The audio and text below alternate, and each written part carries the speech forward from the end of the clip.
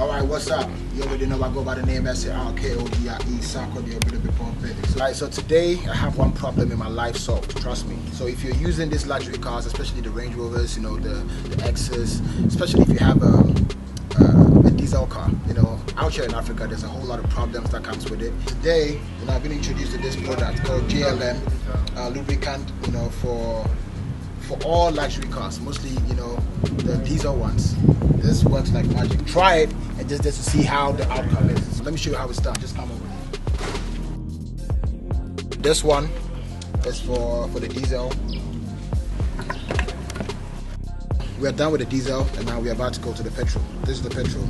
So you do the same thing, empty everything into it, and it works like magic. This product right here called JLM, you know, I was introduced to it. For me to do an advert for this, that should show you that it's worth having.